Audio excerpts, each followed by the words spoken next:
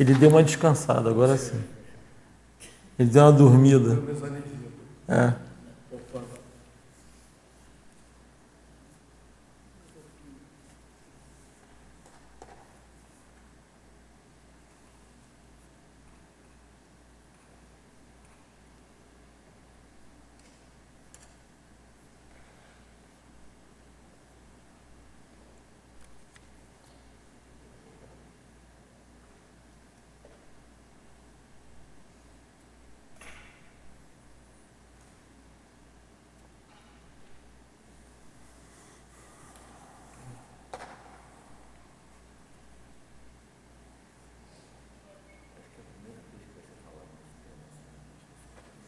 Aqui é, mas eu já falei já.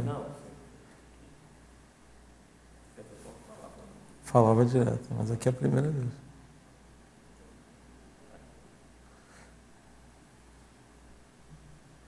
Nós já fizemos uma apresentação, com fotos, fizemos com o Tony, fizemos juntos, separados, um monte de coisa. Foto palestra.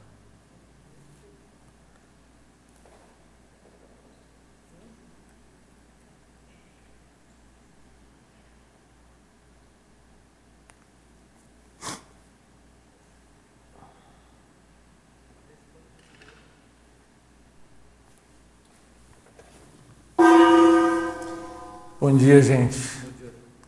Então, hoje nós vamos falar de um assunto muito interessante: africanologia interassistencial. Eu trouxe umas coisinhas aqui para a gente discutir juntos, se vocês tiverem, mas está aberto aí, quem quiser falar do que quiser ou perguntar o que quiser, vocês têm direito de perguntar o que quiser. E eu tenho direito de responder se eu souber, né? Porque se eu não souber, a gente vai ser muito honesto e vai dizer que não sabe, tá certo? Esse assunto ele é muito amplo. A África, primeiro queria falar o que a África fez comigo. A África mudou muito a minha forma de pensar sobre algumas coisas. Eu acho que a urgência da Proexis, ela faz a gente ser um pouco imediatista, do ponto de vista, inclusive, assistencial. E a África faz a gente pensar a longo prazo. Tem jeito de fazer nada na África a curto prazo. Bom dia. Não tem jeito. Ela é um remédio para quem é ansioso. Você não tem como mexer em nada a curtíssimo prazo. E tudo lá é de longo prazo. A África é muito velha, né? A gente fala que o continente antigo é a Europa, mas não é não. A Europa é novinha. Agora, a última vez que a gente foi lá em Portugal, fiquei vendo que Portugal é um país cheirando a coeiro, né? Começou em 1100, pô. País jovem. Já pensaram nisso? A África, gente, tem sociedades de 70 mil anos que existem até hoje, do mesmo jeito. Então a história é outra, a ordem de grandeza da história é outra. O professor Valdo falava aqui, né? Sempre falava, que tem coisa de milhões, gente, é coisa de milhões de anos, 200 mil anos é besteira, é verdade. Tem pesquisas arqueológicas lá na África do Sul muito interessantes, ainda são muita reação da Europa com isso, né? Mas mostra que a gente já mostrava inteligência, já tinha artefatos, já tinha arte e artefatos há mais de 2 milhões de anos. Artefatos mais antigos, tipo ferramenta, com 2 milhões de anos. Então, né? A gente não era tão bicho nessa época. Era bicho, né? Foi uma humanização lenta até chegar no Sapiens, se é que quem já leu o Sapiens aí, você leu? Você precisa ler esse livro. Ele é bom. Quem já leu o Sapiens sabe que a gente é mais ou menos humano. Ele considera, essa é uma visão nova, né? Ele considera homo, onde tem homo, já é humano. O Sapiens é uma espécie humana que se que monopolizou a condição humana. Então, tem duas teorias, genocídio, e a outra teoria é que houve algum tipo de miscigenação. E aí deu o que nós temos hoje, deu essas diferenças, inclusive, que a gente tem. Mas o Sapiens é africano. E isso é uma coisa que os europeus têm dificuldade de admitir. Eles querem que a origem humana seja na Europa, por isso que a origem aparece sempre jovem. A gente viu isso lá no museu. Tem um museu lá numa das universidades, chama-se Witwatersrand. O nome dessa universidade é uma das universidades principais, onde há uma pesquisa arqueológica bastante profunda sobre esse assunto. Há muitos achados arqueológicos. E na África do Sul é um dos lugares onde tem achados bem antigos, esses achados que a gente está comentando, alguns sites de pesquisa desse tipo. Então, quando eles vão mostrando as condições todas dessa evolução aí, ainda há muita reação do restante do mundo em relação a esse aspecto. E aí, quando a gente vê isso, a gente chega lá pelo Holopensene, por tudo, a gente vê que não vai ter jeito, uma hora isso vai ter que ser admitido. Uma das razões disso, então mostra que é a origem de tudo, né? Então, se você for pensar, a colonização não é o início da relação com a África, gente, para com besteira, isso aí foi ontem. Entendeu? Então, a primeira diáspora é o contrário. A primeira diáspora colonizou a Europa e colonizou a Ásia. Então, a Europa e a Ásia são colonizados. Certo? Essa que é a realidade. Gostem ou não. Agora, aí você vê o segundo movimento. Por isso que o segundo movimento tem o aspecto kármico do segundo movimento. Aí a gente já está vendo uma reação a esse karma. Aí a gente já vê a escravidão, essas coisas. Isso já é uma reação kármica do primeiro movimento. Se você estudar isso grupo karmicamente, vai entender por que aconteceu isso no segundo movimento. E vai entender também quem é que está indo para lá. Vai entender também que a relação dos países que chegaram em determinados locais tem uma relação interessante com a localidade. A África são muitas etnias. Muitas etnias. Muitas etnias realmente. As bases linguísticas principais são 3. É o Banto. O Banto é a principal, tem várias línguas que vêm do Banto, centenas de idiomas que vêm do Banto. Os que vieram para o Brasil, todos são da origem Banto, Yorubá, Nagô, todas essas que geram... o sectarismo nosso aqui, o sincretismo nosso aqui é assim, uma película bem fininha desse negócio. Mas é um exemplo interessante para a gente estudar. Eu vou falar sobre isso, a gente vai discutir um pouco mais sobre isso, se vocês quiserem pensar, raciocinar aqui junto. Agora, tem o Banto, Swahili, Nguni.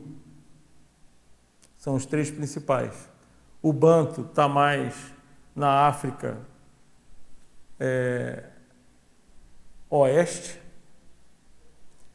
e do lado leste está o Swahili, e para o sul está o Nguni. Agora, aí tem uma certa mistura, e tem várias outras raízes também. Por exemplo, na África do Sul, são 11 idiomas oficiais. 2 são ocidentais, inglês e africania, que a africania é uma evolução do holandês. Não é bem um holandês, mas é um holandês simplificado. Tá? E os outros idiomas são 4 do Nguni, que é o Zulu, Swati, Ndebele,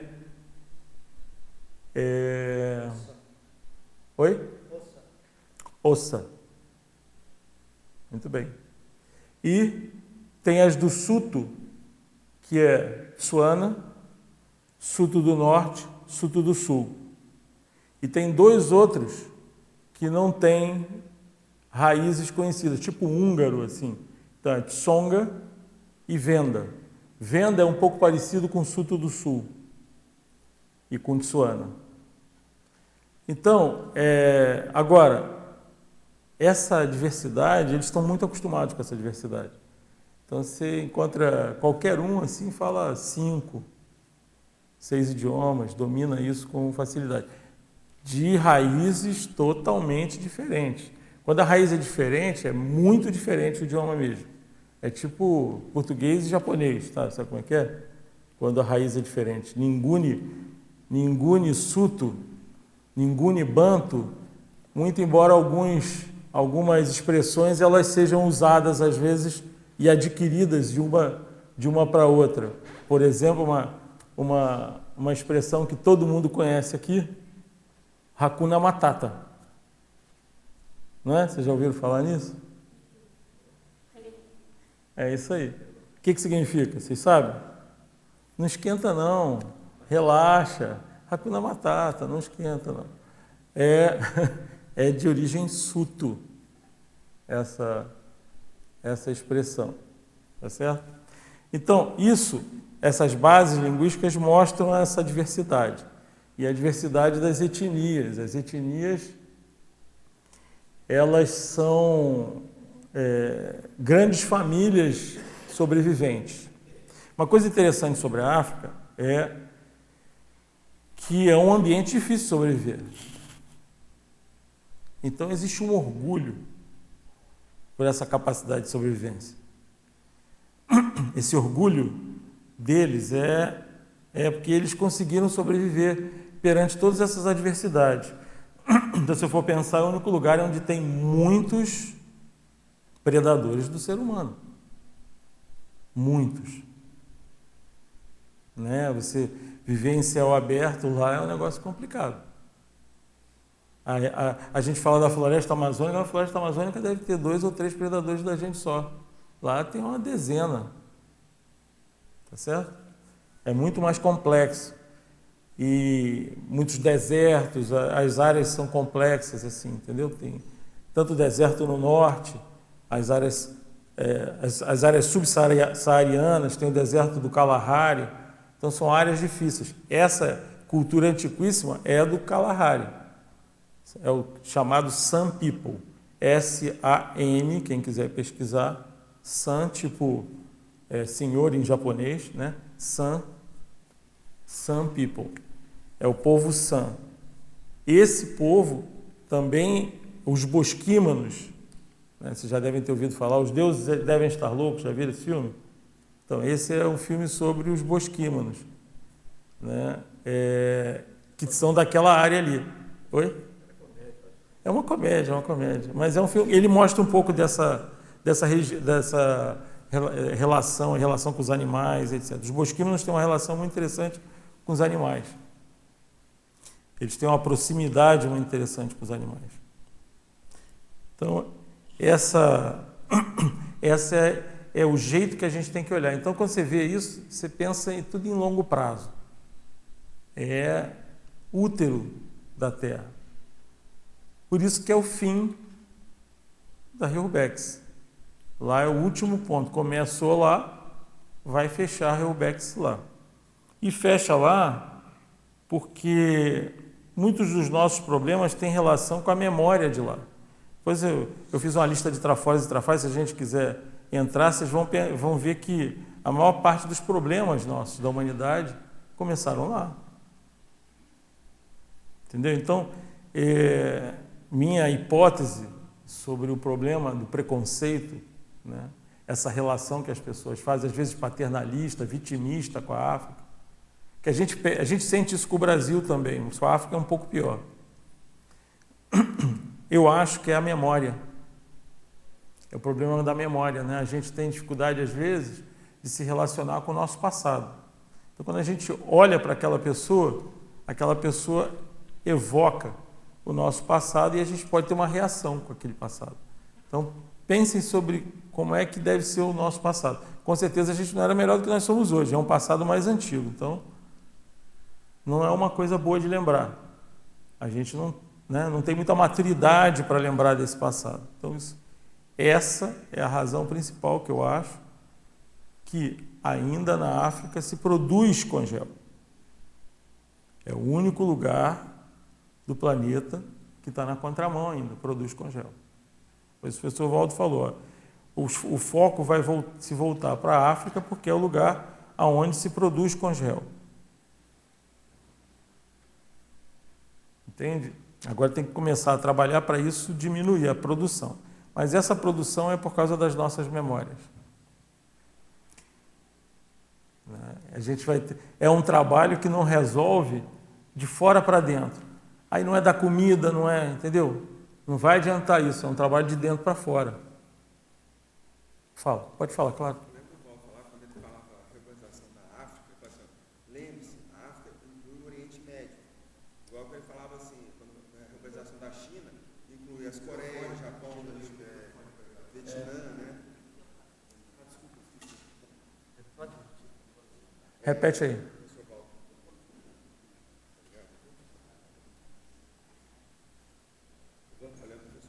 Quando ele falava assim, reurbanização da África, ele falava que a África, a gente tem que lembrar que também faz parte do Oriente Médio. Sim. Igual quando falava da China, incluía as Coreias, Vietnã, Reinos Butão. Pacífico Sul.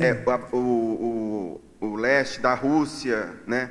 Mongólia, Japão. Então, assim, eu acho que essa reurbanização da África, ela está pegando também o Oriente Médio, né? Tá. Que no fundo é uma cultura muito semelhante, né? Exato. Tribal, os tuaregs, né? Aquela coisa nômade. Isso. E como a mesma coisa você vê quando fala da China, a cultura ali é mais ou menos toda igual. É mais ou menos também, a mesma coisa, exatamente. Então eu acho que quando fala a África é cultural, não é geográfica, né? Exatamente, não é meramente geográfica. Inclusive a distribuição geográfica da África ela é esquisita em relação à própria realidade da África, né? Aqui também, né? Na América do Sul também, se você for pensar, as nossas divisões elas não são bem exatas em relação às distribuições dos povos aqui anteriores. Mas o que acontece com isso?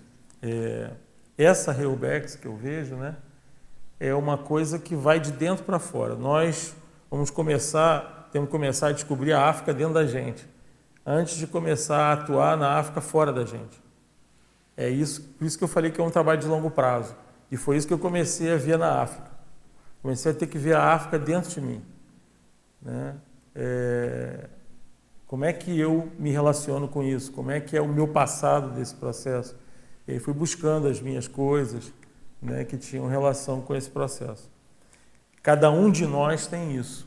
É mais importante do que querer fazer a coisa para fora, né, do que dizer, foi assim, foi assado. Então a visão ela muda bastante. E quando você vai lá, você vê umas coisas assim no povo que são impressionantes, de habilidade, de capacidade. Então, essa coisa da gente achar que é mais primitivo, é lógico, é muito mais antigo, é velho, é anacrônico em muitos aspectos, porque é muito velho, tá certo? Mas a gente achar que é menos é burrice. Fala. Uma coisa que me achei interessante, que você abriu a palestra falando de uma possível revisão, um revisionismo histórico do tempo do Homo sapiens, do Neandertal, dessa não só do tempo, mas de recontar a história de como que a gente chegou nessa espécie, né? Esse livro fala, e muitas outras teorias já falam há muito tempo, e hoje em dia está sendo cada vez mais aceito. Eu lembro um dia da minha tertúlia que a gente trouxe, o dia que saiu na CNN, lá na internet, esses artefatos de 1,8 milhão de anos, lá 2 milhões, que tem muita resistência ainda na academia, né? Isso. E a gente ficou comentando, o Valdo falou sobre isso, e que inevitavelmente vai aparecer mais, né?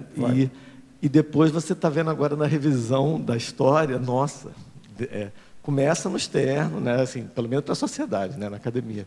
E você falando agora também da aceitação e dessa revisão holobiográfica da gente. Entra para depois a gente conseguir entender, né, a nossa relação que a gente tem muito a ver com esse processo, né? É dessa forma que eu entendi por que o professor Valdo falou que a gente não ia fazer proselitismo na África. Entendeu? Nós não podemos fazer proselitismo lá.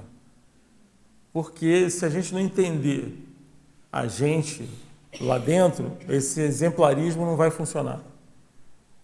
Por uma série de razões. Eles estão muito bem assentados na realidade deles e quem vem de fora acha que sabe alguma coisa a mais e não sabe.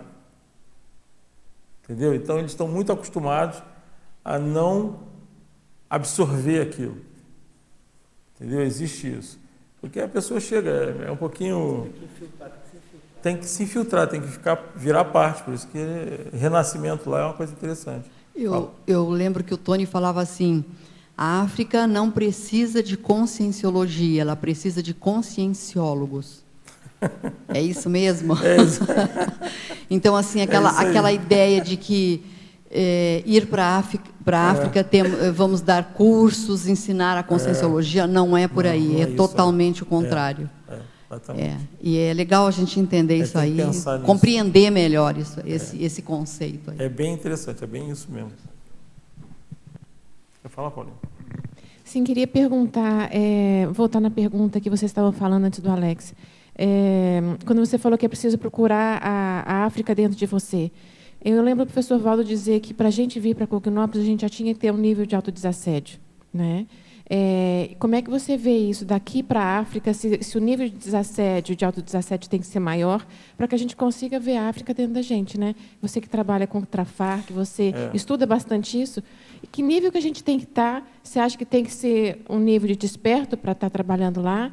Para a gente conseguir ver essa... Porque isso, eu entendo o mais primitivo que a gente tem dentro da gente. É como eu imagino quando você fala achar a África dentro da gente. Eu acho que não.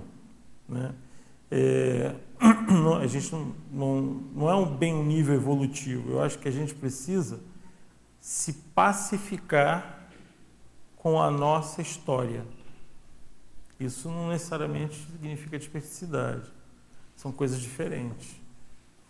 Isso, quando a gente faz isso, a gente começa a fazer assistência. É um caminho, né? Porque a pacificação já é... É um caminho, exato. Mas não necessariamente, né? O importante é começar a fazer isso. É quando a gente resolve os nossos... Entendeu? Não resolve, você não resolve. Não, os conflitos pessoais, você resolve os conflitos pessoais, você chega a essa pacificação íntima. Isso. Mas isso, para mim, já é...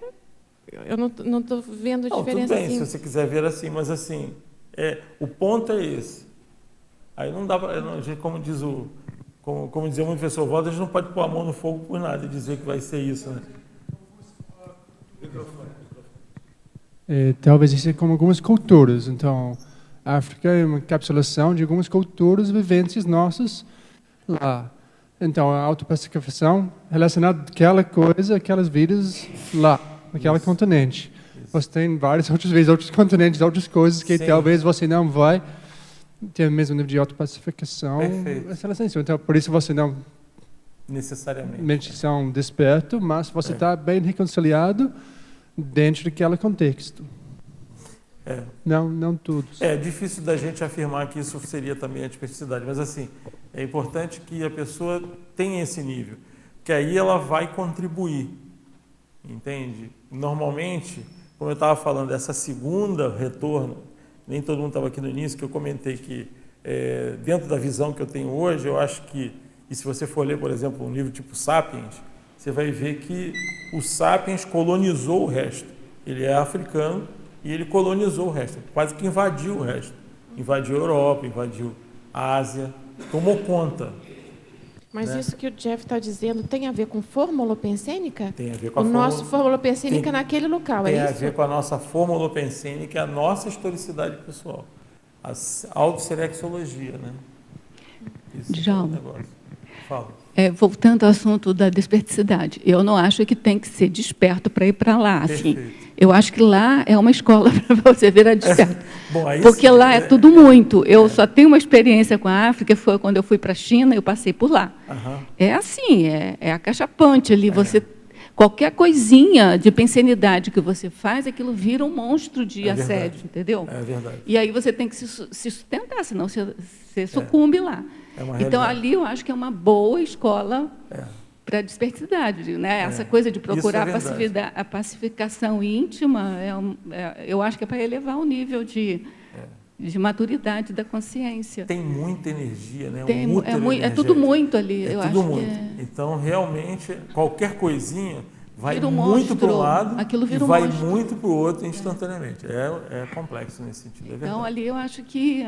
Porque até aqui também é um pouco assim, mas acho que aqui, como tem um grupo maior, eu acho que é mais suave isso para a gente, né? Mas, aqui está mais domado, né? Mas aqui lá não é fácil, no sentido de você ter que sustentar. Assim. A gente até está meio... aqui até está meio mimado. Aí a gente pensioniza qualquer coisa mesmo, briga bastante. Então a gente fica meio mal acostumado. Agora, mas lá não dá para fazer isso, não. Agora, eu vi aqui uma pessoa fazendo um raciocínio que eu achei interessante. Eu queria saber o que você pensa disso. Eu não sei se foi exatamente isso que você falou. Que a pessoa falou assim, aqui a gente tem o hábito pensênico de achar que a gente vai para a Europa, vai para a África, para catequizar. Isso. E não é isso, não né? É nada disso, não é o que eles fizeram com a gente, que a Europa veio para cá para explorar o Brasil. Então, agora é como se fosse um revide, entendeu?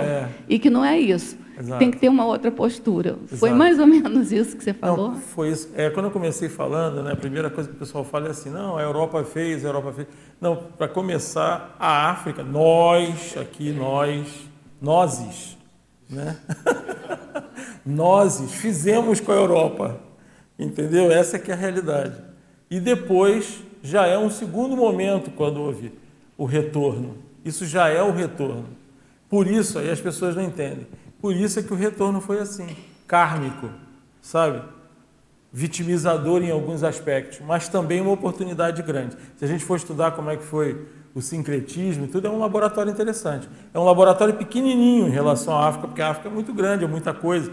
Quase não fez cosquinha na África. Isso. Não fez cosquinha nenhuma, gente.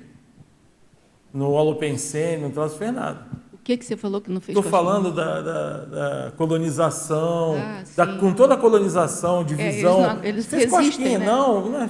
Eles são resistentes. O Holopensene é muito forte, muito antigo. Eu estava falando, 70 mil anos. As mais antigas têm 70 mil anos, então tem 30, 40 mil anos. De civilizações vivas. Há 70 mil anos. É um troço. No Homo sapiens pacíficos tem duas listagens enormes, né? Que uma são as revoluções, né? Os grupos revolucionários, e outros são os tratados de paz.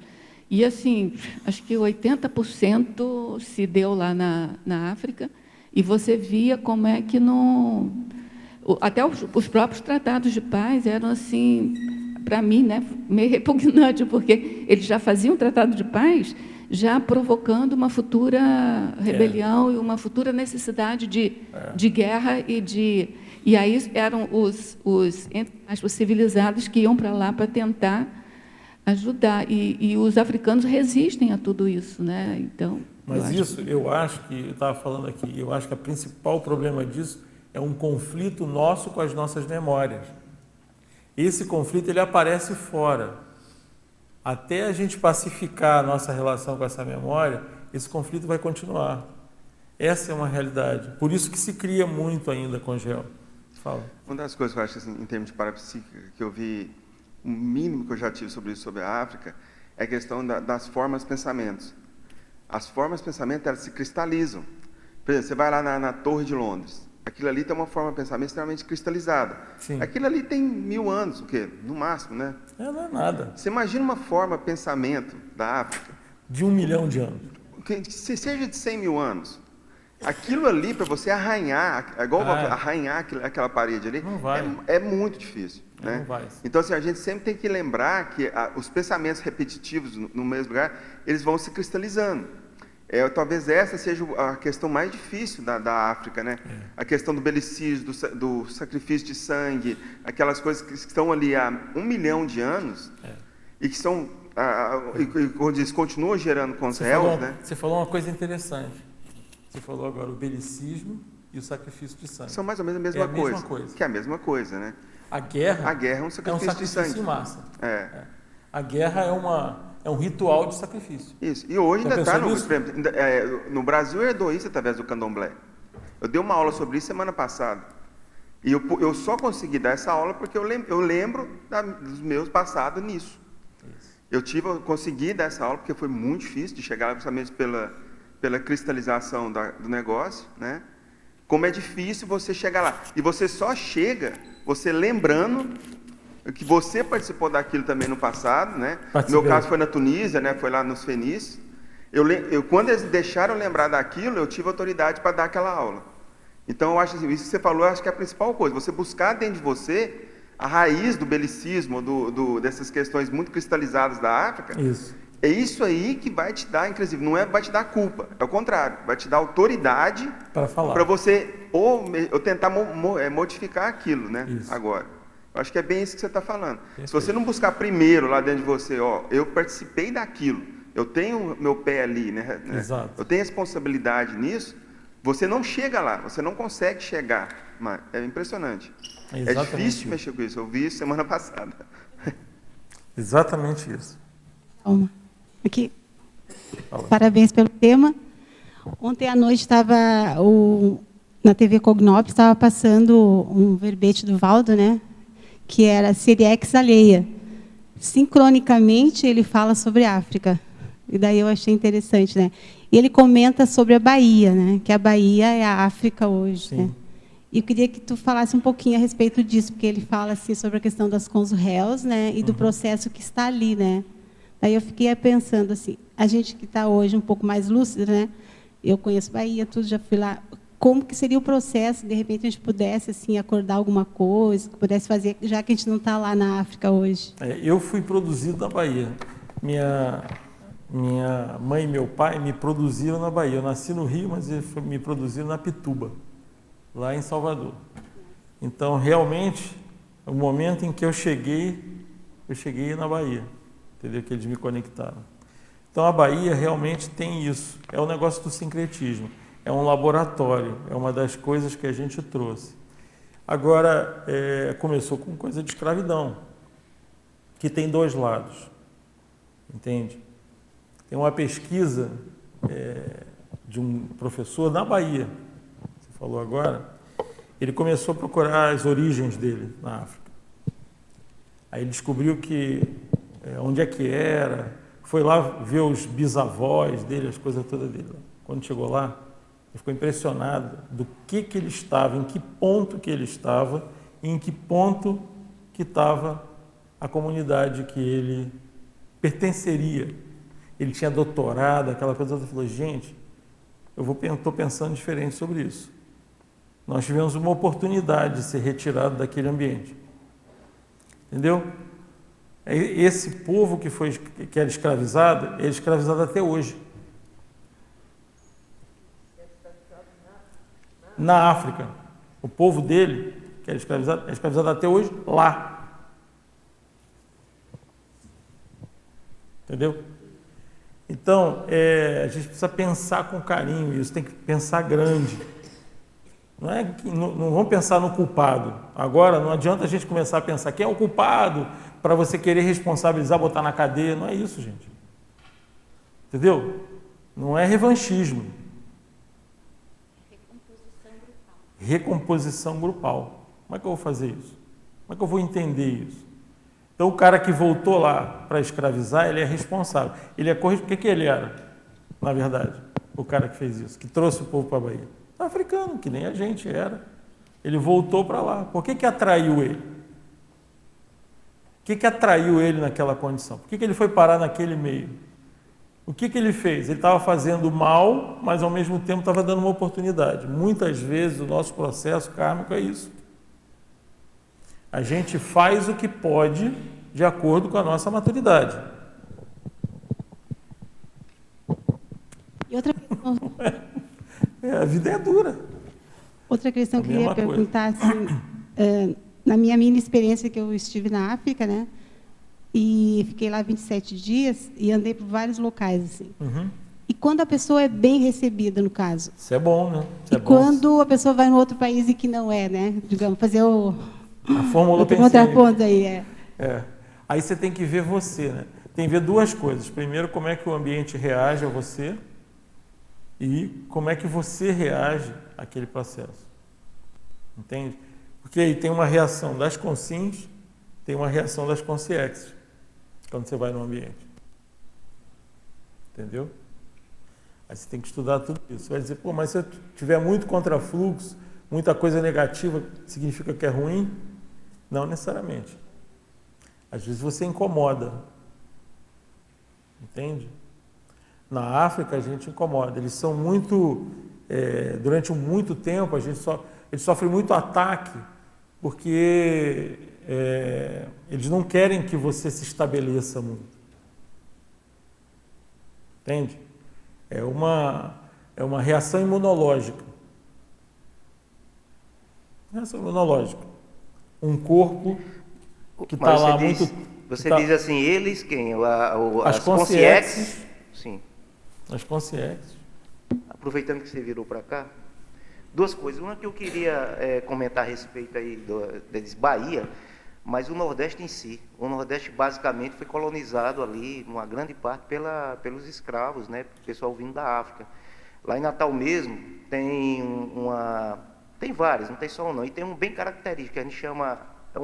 É um bairro, né? Não sei se você chegou a conhecer, você morou lá um período, né? Eles chamam África, lá na Ridinha, né? Que é só negro mesmo, né? Descendência africana mesmo, certo? Tem essa característica. E essa questão da receptividade, o Nordeste tem muito essa característica, né? Mas uma pergunta que eu me fiz muito é aonde ficaram os negros que foram para cima? Eles devem ter matado muito. Sim.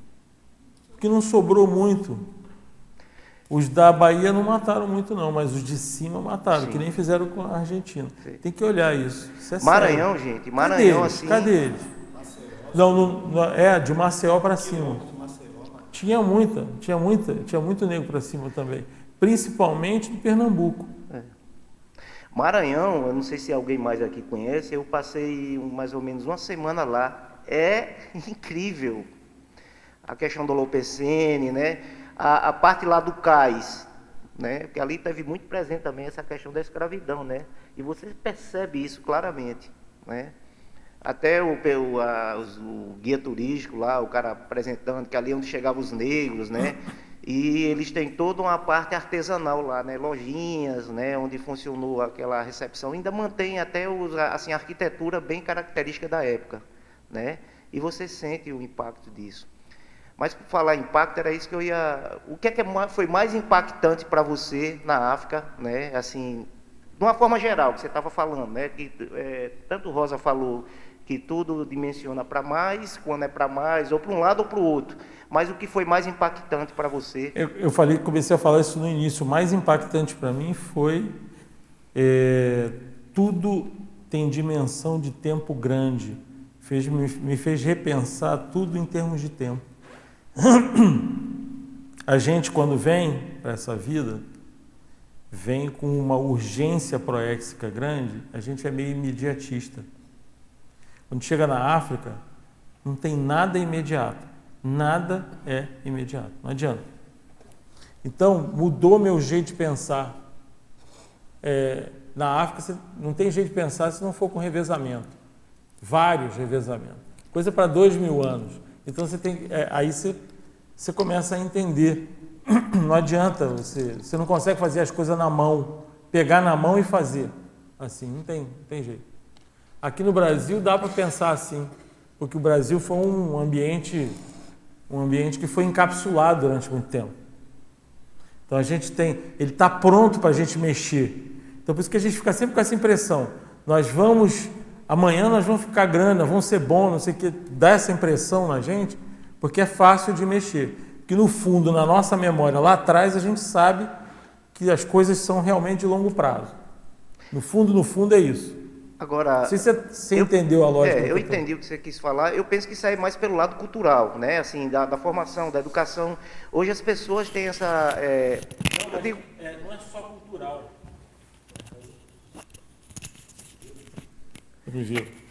Não é só cultural. É holopensênico. É uma coisa... Como é que eu vou te falar? Imagina assim, a África tem muita energia. é um útero energético enorme, que produziu tudo isso aqui. É como se tivesse a história do planeta, a história humana do planeta. Entendeu? Aí, a ordem de grandeza que você raciocina, ela muda. De repente, a gente estava pensando no finzinho do negócio, como é que o capítulo vai acabar. A gente está pensando no fim da novela, e de repente você vê que a novela é bem maior e aquele capítulo é só uma passagem, e aquele troço você tem que pensar maior. Quando você faz isso, você começa a analisar e aquele senso de urgência diminui. E você começa a entender que você tem que fazer parte daquilo de uma outra maneira. Você não acha que a influência da tecnologia leva as pessoas a pensar nisso, tudo automático, né? Também. Principalmente essa geração, né, que está vindo agora, que pegou um desenvolvimento maior da tecnologia, as pessoas acham que as coisas são imediatas, né? Então, o cara quer aquilo, é o controle remoto, você dá um comando e liga uma televisão, troca de um canal, e a pessoa às vezes quer levar isso para a sua vida prática, né? Eu penso também que tem um pouquinho disso aqui pela nossa formação, a nossa educação, certo? Que leva as pessoas a querer, principalmente as pessoas da geração mais nova, né? De querer resultados imediatos nas coisas, e a vida não é assim. Né? A vida não é assim. Agora, interessante isso que você colocou, com relação da dimensão, de você pensar maior, né? De você ver uma realidade maior, isso se assemelha muito ao extrafísico, né? Que você tem uma visão de conjunto bem maior. Isso. E lá, esse processo é muito mais avançado que aqui. Isso é um dos grandes trafores. O ambiente, ele é muito parapsíquico. O ambiente é muito parapsíquico. Entendeu? Tanto para um lado quanto para o outro. Mas ele é muito parapsíquico. Então, isso estimula você a pensar mais como consciência. Isso que você está falando é pensar como consciência. Estimula realmente a isso. E eu acho que assim, eles já estão na frente da gente nisso. Se a gente fosse falar de parapsiquismo para eles, a gente ia chover no molhado. Eles estão na nossa frente. Eu penso, sabe, com relação a isso, esse automatismo, esse imediatismo, eu acho que atrapalha muito o nosso parapsiquismo também, não é isso? Que as pessoas, não é isso? Não tem aquela de você, né, relaxar e observar, não, a pessoa quer logo aquilo. Vou dar um exemplo para vocês poderem entender como é que estão na frente.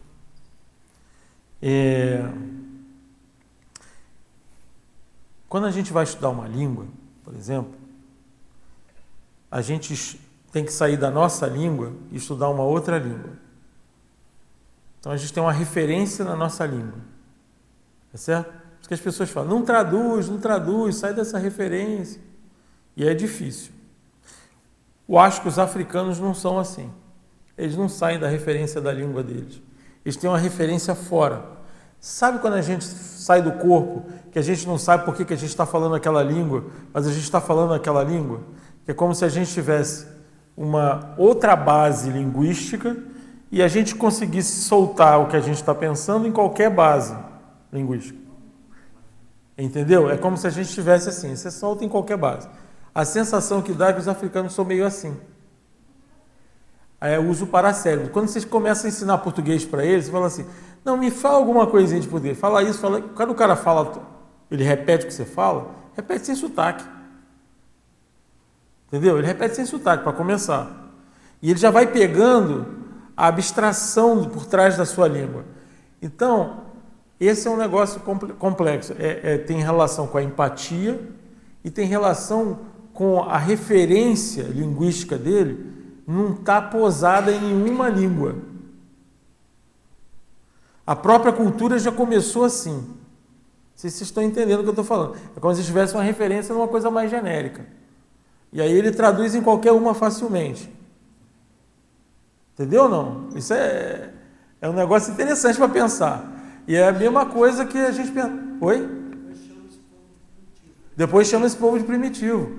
Isso é avançado, gente. É super avançado. Deixa essa ideia, você falou sobre tempo, revisar essa ideia de tempo quando você está na África. também está conectado com como você está falando sobre parapsiquismo.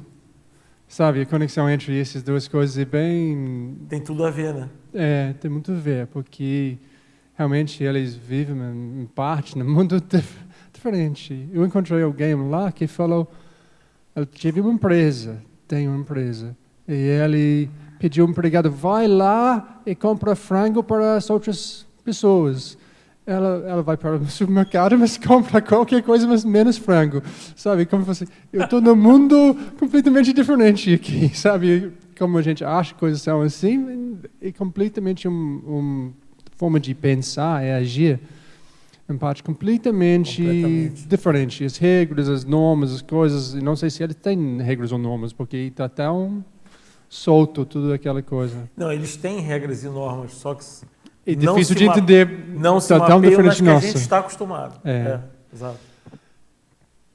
Exatamente. E essas regras e normas, elas têm uma relação muito grande com a natureza.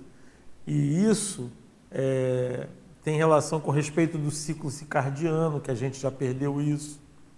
E eles são avançados nisso. Outra coisa interessante, os animais africanos são diferentes também. Eles também têm isso que eu estava falando. Então, eles têm mais telepatia. Eles interagem mais com a gente. Não tem?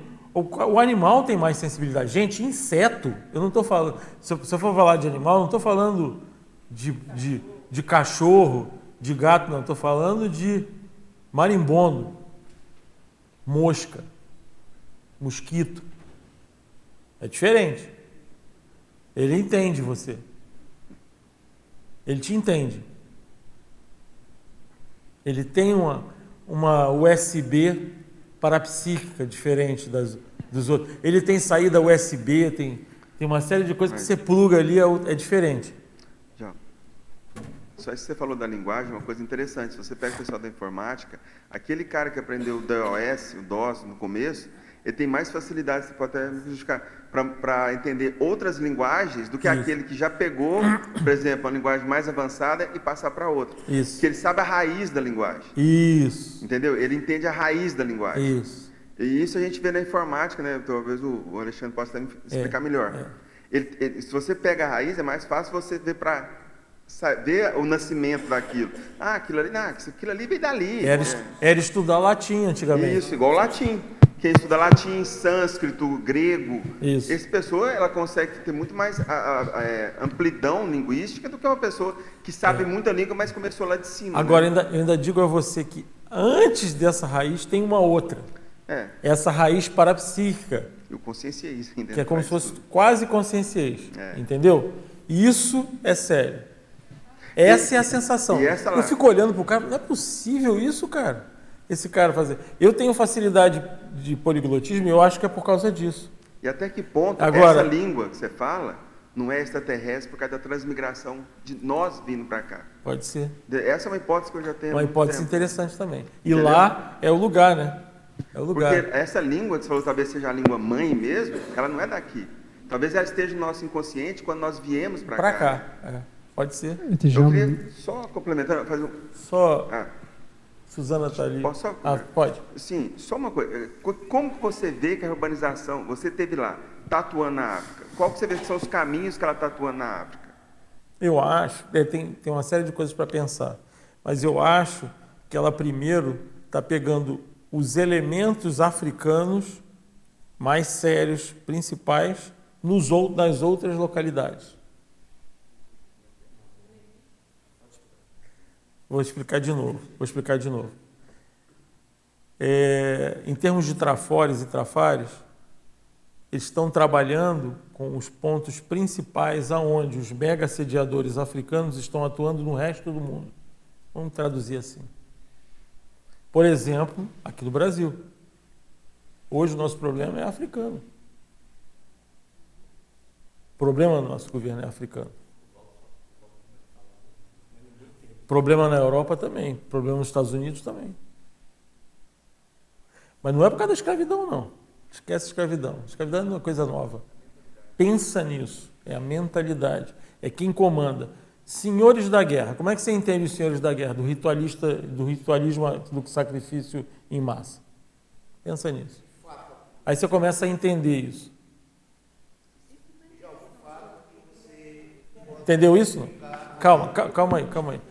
Isso é uma coisa que eu vi semana passada, o cara falando assim, ele fala que o problema é educação. Aí ele falou assim, não, o problema não é educação. Os nazistas tinham muita educação. Isso. O problema é de mentalidade. Isso. Mentalidade está antes da educação. É isso aí. Entendeu? Acho que talvez esse é o problema da África. Não é problema de educação só. Você falou, não adianta ir lá e querer ensinar para eles. Não é isso. Você tem que mudar a mentalidade deles para depois entrar com a educação. Isso não é só a mentalidade. É o próximo. Não é só a mentalidade. Vem antes a intencionalidade. Isso. A qualidade da intencionalidade lá atrás. E aí você vai começar a ver tudo isso que vem por detrás. A intencionalidade ainda vem antes da mentalidade. Vem antes da mentalidade. Você vê, intencionalidade, mentalidade e educação, né? Isso aí. E aí a educação. Só uma curiosidade. A gente tem um conceito de bondade. Isso. Uma coisa que eu vi, tem um povo lá muito antigo, ali na parte da Etiópia, chama povo de Afar. E lá o conceito de bondade é ligado ao homem que mata. Esse é o homem bom. Isso é uma coisa muito antiga. Que coisa, né? Então, veja, essas coisas são difíceis de entender. Mexer. Isso é um exemplo muito interessante. Para pensar. Oi? E rouba também, né? Virtude é a força. É a imposição. Porque isso tem a ver com a sobrevida. É o orgulho da sobrevida que eu falei aqui no início. Entende? As questões de honra. É um negócio interessante, essas distorções. Percebi. E ela... Suzana, você... Suzana? Depois, tá. Desculpa, aqui.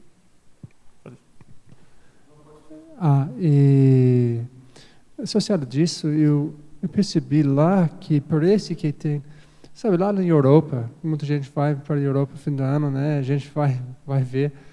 Tem camadas e camadas de cultura, história. Lá na África tem mais história, mas essa densidade ou coisa de camadas de cultura, pressão extrafísica, eu não percebi lá. Eu percebi não um vácuo, mas um espaço para o trabalho somático, muito mais livre, muito mais, sabe?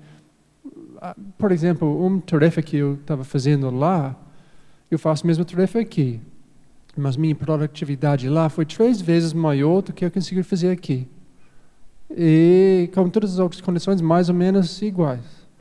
Então, como? Sabe? Porque eu estava pensando, refletindo sobre talvez esse espaço para o trabalho somático, que foi impressionante. Não sei se você tem como comentário, observação neste link. E esse espaço não é que não tem. É porque tem. E é isso que as pessoas não entendem. É porque tem uma força mental somática muito grande. Agora, o que a gente está... Essas camadas que você está falando são camadas de psicossoma, sabe? E lá não tem tanto isso. E tem menos, por incrível que pareça, agora vem o outro lado da coisa. Tem menos problema psiquiátrico. Tem menos problema psiquiátrico, cara, que o restante. Então, a técnica usada não foi repressão. A técnica usada para educar não foi repressão. Entende? As coisas estão muito vivas ainda. Então, ele estava falando ali, certas coisas são desviadas, ectópicas claramente. Ainda imaturas. Nesse aspecto. Então, são extremos, sabe? Um avanço de um lado e uma imaturidade grande do outro. Mas é uma imaturidade. Isso é muito interessante, essa coisa da África. Então,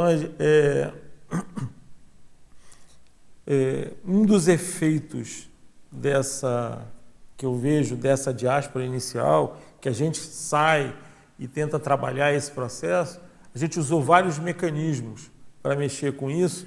Eu acho que esse retorno começa a fechar a nossa serexologia. Agora, esses mecanismos eles têm relação.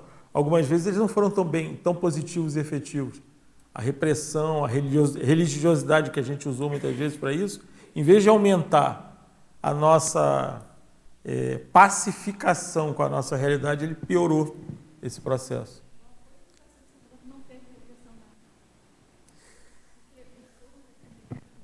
Não, eles com eles. Não, é de fora para dentro. Essa de fora para dentro não faz nem cosquinha neles. Não faz. Não, o apartheid está lá, né? Mas aí vai... Quanto tempo tem um apartheid? E já está saindo. Os brancos já daqui a pouco somem. Sumiu. Acabou. Rodésia. Djalma. Sumiu tudo. Zimbábue. Sumiu tudo. Estou com medo. Estão com medo lá. Que tomem tudo de volta. Tem medo. Djalma, queria trazer uma questão aqui para você me ajudar a elucidar. Valdo falou que a gente vai voltar a Penates e que, em tese, voltaríamos para a África. Perfeito. E que lá é a baratrosfera da Terra. Sim. Né? E ainda falou que lá seria a réplica da baratrosfera, porque as pessoas têm um parapsiquismo muito instintivo. Isso. E que replica, literalmente, muita comunex paratrosférica. E aí, você falou que a África está à frente em termos de parapsiquismo. Sim. Aí eu queria que você me ajudasse a clarear isso. Porque aqui nós não mexemos com isso nesse nível de clareza, de ostensividade. Eles são mais ostensivos, tão claros naquilo que é. É uma replicação direta. Então, a gente está lidando com a realidade direta. Aqui tem uma defasagem maior. Entendeu o que eu estou falando? Sim, mas aí falar que o parapsiquismo de lá é mais avançado, eu achei que ficou um pouquinho distoante. Porque se a gente vai voltar a Penates, que é voltar para o nosso berço da humanidade, sei lá quantos mil anos atrás, e falar que lá é a réplica da baratrosfera, que eu tenho isso aí anotado, sei lá, dezenas ou centenas de vezes. Aí eu acho que, então, só faltou falar da questão, em termos de que tem mais parapsiquismo, mas não avançado. Né? Eles replicam, eles estão numa condição muito pior que a nossa. Tanto é que a gente vai ter que voltar atrás, na espiral da evolução, a gente vai ter que dar um passo atrás para poder desde que eu falei aqui, ajudar. né? Agora, veja bem, essa relação, a coisa mais importante, é a relação pacífica com essa realidade que é a nossa realidade do passado. Como que eu vou resolver isso, Marlene? É combatendo isso? É brigando com isso? Não, de jeito nenhum. Então, aí, a primeira coisa é assim, é entender o que é os elementos, quais são os elementos que eu posso usar para poder auxiliar nesse processo evolutivo. Hoje eles têm esses elementos, mas nós ainda, eles estão nessa condição porque nós ainda não mudamos. Nós que somos que estamos puxando isso daí. Não, né? só pra... Entendeu isso? Eles não mudaram porque nós ainda não mudamos. Eu acho que isso que você falou, eu acho que chama a atenção da gente pelo seguinte ponto. O parapsiquismo em si, ele é um ato de comunicação, né? Isso, é uma comunicação interação entre o intrafísico e o extrafísico. Perfeito. E o que eu entendi é que, nesse ponto, eles fazem isso mais naturalmente do que a gente recuperou aqui. Exato. Esse avançado, o professor Valdo usava a palavra parapsiquismo avançado quando aí havia a cosmoética, a interassistencialidade e tal. Isso lá não tem. Não tem. O que a gente pode chegar lá, assim, com um grau de utilização do parapsiquismo um pouco melhor, talvez. É se a gente recuperar todo tipo de cosmoética, intenção... A intencionalidade que a gente estava falando lá atrás. Aquilo que a gente estava discutindo. Que vocês estavam discutindo a mentalidade, enfim. Isso, esse é o ponto. Para você trabalhar, eu lembro do professor Valdo falando, sempre que ele dava uma tertúlia, que era mental somática muito avançada, ele já esperava que ia mexer muito na baratosfera. Isso. Quanto mais avançada a tertúlia que ele dava, mais mergulhava mais fundo na baratosfera. Os serenões, eu acho que os mais evoluídos que estão trabalhando na África, eles são mais avançados do que qualquer outro do resto do mundo. Perfeito. Justamente porque eles têm que penetrar mais fundo na baratosfera mais arcaica, eles chamam isso mais básica, mais na base. Mais básica, entendeu? Então, mais os processos de cosmoconsciência que eles devem ter lá, eles são muito mais abrangentes e mais, assim, vamos dizer assim, eles estão no ápice da pirâmide, mas a base da pirâmide deles é muito mais abrangente. Por exemplo, se ele tem um serenão hoje atuando na África, ele não está pegando a África, está pegando a África, está pegando New Orleans, está pegando Bahia, está pegando o sul da Ásia, que é totalmente africano. Né? É mais cosmovisiológico. A cosmovisiologia. Né? E a capacidade de assédio, Se você hoje, a sua atuação na África, ela é muito mais cosmovisiológica do que qualquer atuação que você possa ter no Brasil. Só para concluir nesse sentido, aqui. Eu acho que por quê? Na África é declarado a guerra parapsíquica entre tribos, entre famílias aqui. Aqui o negócio é mais escondidinho, né? Mas existe, mas é escondido. Lá é declarado. A pessoa faz feitiço um para o outro assim, e ele fala que vai fazer e tudo. Exato. Então, assim, tanto a parte aberta do parapsiquismo da base da pirâmide, quanto o ápice da pirâmide parapsíquica na África, ele é superior a qualquer outro lugar do planeta, hoje. Pelo grau de abrangência que aquilo atinge, né? O desassédio é mais efetivo, né? É muito mais efetivo e mais amplo. Exato. E outra coisa, sempre lembrar que se você mexe no ápice da pirâmide na África, você não mexe na África, você mexe em todos os continentes. Eu sei. Entendeu? Só que assim, o que a gente fala aqui, o que o professor Valdo falava aqui de parapsiquismo avançado, era a proposta dele para que a gente usasse o parapsiquismo com todas aquelas condições. A mesma coisa quando a gente falou que eles usavam mais o paracérebro. Usar mais o paracérebro não é sinal de evolução, necessariamente. Não necessariamente. É que eles usam mais o paracérebro do que a gente. Só que precisa de qualificar. Então, eu acho que o comentário da Marlene é só com a terminologia nossa, entendeu? A nossa terminologia aqui. Uma coisa importante é que quando usa avançado, mas eu pessoalmente entendi quando você falou avançado nessa abrangência que o Jarbas estava falando. Eu entendo o termo cosmoconsciência em termos assim, de compreensão, né? Em termos assim, da sua amplidão de compreensão de determinado assunto. Você imagina um serenão que está fazendo assistência hoje dentro da África. Ele é um africano, está lá no núcleo. O processo de cosmoconsciência, o tanto que é amplo o processo de divisão que ele tem ali, né? Das ramificações. Não tem outro lugar no planeta que ele teria isso tão assim ramificado do que se ele está na África. Então, a cosmoconsciência hoje, se você estiver para quem está fazendo imerso na assistência da África, ela é superior a qualquer outro lugar do planeta. Então, o parapsiquismo mais avançado da África hoje, ele é mais avançado que qualquer outro lugar do planeta. Essa é a minha forma de ver. Não sei se você concorda, né? Não, tem lógica. O que o professor Valdo falou, né? 16 para a China, 160 para a África. Então, o volume que precisa é maior por causa disso, porque as raízes das coisas todas nossas estão lá. Então, o trabalho disso é um trabalho de longo prazo, é um trabalho de comer, entendeu? Pelas beiradas. Agora, eu concordo que essas pessoas que estão indo lá com essa função devem ter um parapsiquismo muito mais avançado que o nosso aqui. Senão, entendeu? Eu concordo. Só que, assim, quando você fala o parapsiquismo da África é mais avançado, o que normalmente a gente pensa é daquelas tribos que ainda são... sim. É a base... entendi. Mas eu entendi perfeitamente. Aqui também é o ápice, eu entendi perfeitamente. Exato. Se for olhar a base do parapsiquismo do Brasil é o quê? É Umbanda, Candomblé. Então, o parapsiquismo brasileiro é muito atrasado. Agora, qual é o ápice da pirâmide aqui do Brasil? Somos nós. Aqui está o parapsiquismo avançado. Lá também tem isso. E vão ser construídas as coisas lá. Exato. Djalma, só para finalizar, o que eu estava questionando é justamente como essas tertúlias estão sendo gravadas e um dia elas irão ficar disponíveis. É justamente isso, a minha preocupação é quanto à qualificação, porque o Valdo deixou muito claro que parapsiquismo avançado tem que ter os atributos, né, da cosmoética, do discernimento, da cognição e da interassistência, da priorização evolutiva e mais um monte de coisa. Senão pode ficar um pouquinho distorcido. O resto está tudo certo, tá bom? Obrigada.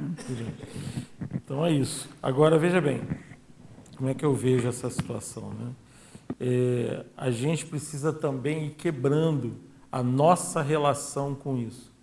Que a gente, às vezes, tem uma relação muito empedernida. E a gente gosta de fazer uma gradação em relação a isso.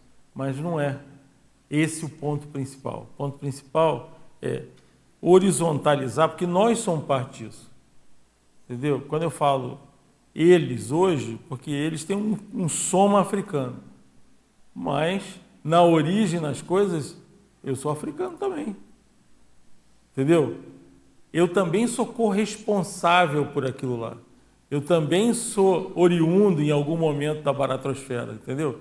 Então é importante a gente saber disso. E entender qual é o meu pedaço da baratrosfera que eu preciso atuar. É dentro desse sentido que a gente tem que pensar. Qual que é o meu pedaço? Qual é o meu pedaço dentro da pré-intermissiologia, né? Não esquecer, não perder isso de vista também. Djalma, e eu vou fazer uma analogia com China, né? Os chineses, as pessoas falam que as habilidades energéticas que eles têm é maior do que várias outras culturas, porque eles trabalham com isso e basicamente instintivo e natural, pode ser coisa paragenética, sei lá. Então, mesma coisa como a África, com outras formas de parapsiquismo, né? Então, eles estão tão abertas, você não vê sorrisos maiores do que eles têm quando eles estão sorrindo. Eles têm esse abatismo. Então, para mim, o parapsiquismo deles, ok, talvez eles não falam sobre o assunto que a gente toca, fala, tenta desenvolver. Claro. Mas o parapsiquismo é avançado e mais desenvolvido, eu acho que eles têm. Eu acho que eles têm essa sensibilidade enorme. Sim. Por exemplo, Magali estava lá na rua, por uma montanha lá. Tive um grupo de mulheres descendo, colorido, sorrindo, brincando com coisas. Mas a gente estava 50 metros à distância, sabe? E Magali parou e estava olhando e estava curtindo. A mulher percebeu aquela coisa instantaneamente, e parou, olhou e fez um pose para Magali, teve um sorriso enorme. Então, a sensibilidade deles é enorme. Então, para mim, esse parapsiquismo, talvez avançado, uma palavra um pouco polêmica, sei lá, mais desenvolvido de alguma forma, eu acho, eu posso dizer. Talvez não qualificado ou aplicado do mesmo jeito que a gente faz nos laboratórios aqui, desenvolvendo, tentando fazer força. A gente precisa fazer força porque a gente não tem isso tão naturalmente como eles têm. Isso é a minha posição. O próprio ambiente, ele produz isso. Mas isso é neutro. É neutro. Porque, e realmente, nesse sentido que ela está falando, é uma coisa que não é neutra, é bem homeostático. Nesse sentido, a gente não vai botar a mão no fogo. Tem razão, tem os dois processos. Mas, assim, é neutro no sentido... nós precisamos começar a aprender a ver isso. Aprender a ver isso. Uma coisa interessante que acontece, você vai numa loja, aí a pessoa já sabe, ela entende rapidamente o que você quer. Se fala a sua língua, não fala a sua língua, isso vem depois. Então é um negócio muito interessante. Esse troço é impressionante. É impactante isso também. Isso é impactante de ver. Sabe? Rapidamente a pessoa... E ela não se preocupa muito se tem um obstáculo na língua no meio do caminho. Então, esse tipo de coisa eu acho que é fora da casinha positivamente, entendeu? E a gente chega lá... Nos primeiros dias, logo quando a gente chegar lá, a gente leva sempre um tempo. Ah, sim. É como se a gente, em termos de parapsiquismo, a gente tivesse enferrujado. Aí a gente leva um tempo para voltar de novo, sabe? Aí dá um upgradezinho no nosso parapsiquismo. Olha que coisa louca. Eu estava justamente refletindo sobre isso. Eu acho que ajuda a gente você trazer a sua experiência no sentido como fazer essa horizontalização, né, no dia a dia e nesse tipo de trabalho sem baixar a lucidez e sem perder o desempenho e o foco da assistência que pretende ser feita, né? Perfeito. Aí lá, né? Lá e aqui também em determinados contextos, né? Aí se aplica também. A postura é a mesma. A gente pode desenvolver isso também em certos contextos semelhantes que a gente porventura vem encontrar aqui, né? Nas nossas vivências. Não digo na Cognópolis, mas por aí. É que lá que acontece? Devido a essa forma holopensênica, é muito, que é o que você falou lá, essa experiência que você teve lá, é exatamente o que a gente tem lá, Rosa. Qualquer coisa, então olha lá, de repente aqui você está com um nível de parapsiquismo, lá você fica com um outro nível de parapsiquismo, por outro lado, se você pensar qualquer coisa que você tiver um pensenezinho mais, gente, é um horror. Descompensa tudo. Tudo, mas é assim, ó, de lá para cá, você cai para levantar não é fácil. Principalmente. Entendeu? É isso mesmo, é desse jeito. Aí você começa a refletir. Então, essa própria forma holopensene, você vai se reeducando. E olha que mesmo a gente sabendo disso, aí a gente volta para cá. Parece que aí a gente deseduca. Volta para lá, leva um tempo que tem que adaptar de novo. E se não for rápido, você não aguenta. Aí você volta. Por isso que é muito difícil para a África, não é fácil. Tem que ter monitoramento, então. Não é aí na confiança de que já Não. estamos... Não. Porque fazemos dinâmicas constantes Isso, e cursos de campo, é nesse sentido que o Djalma estava falando isso, que a gente pensa que a gente está com você chega lá logo, você já... Isso. Vai te engolir. Vai engolir. Isso é então, importante. uma coisa, por exemplo, que a gente se preocupou muito em fazer foi criar o nosso ambiente e a gente sempre, em todos os processos, a gente sempre tem um lugar aonde ir, né? Sempre tem um lugar onde voltar. Então, desde a primeira vez que a gente já foi para um hotel que dava uma condição dessa. Às vezes era um pouquinho mais caro. Não é que é um hotel sofisticado, não, mas é que o hotel ele tinha uma cara de casa. Então, você conseguia ir criando o seu ambiente, né? É importante ter o seu próprio ambiente, conseguir construir o seu ambiente para aumentar um pouco a sua defesa, a sua blindagem, aí o seu pensamento, o seu holopensene, você vai se estabilizando naquilo ali, porque não é fácil. Realmente não é fácil. Demorou um tempo para a gente conseguir ter uma casa assim, fala. Eu queria voltar um pouco tem a ver com a forma holopensênica e naquela questão de aprender a língua, falar a língua, que estavas a dizer que eles usam quase que o paracérebro para falar outra língua. E uma coisa é tu aprendes a falar uma língua. Aprendes a falar um idioma, vais a uma escola, aprendes a falar. Outra coisa é tu perceberes como é que aquele povo que se expressa naquela língua, qual é a estrutura pensênica dele. Porque eu percebo que tem muito, por exemplo, com relação a Portugal e Brasil, a estrutura... diferente. Eu falo uma coisa, que eu quero dizer uma coisa, e tu estás a entender outra, porque tu estás... A língua é a mesma, basicamente. Com algumas diferenças, a língua é a mesma. Então, e lá, tu começaste no início a dizer que tem trocentas mil tribos, cada uma com um idioma, e às vezes idiomas bem diferentes. Eu queria saber dessa questão, se os idiomas são bem diferentes, ou a estrutura de pensar, de perceber, ela também é muito diferente. É muito diferente também.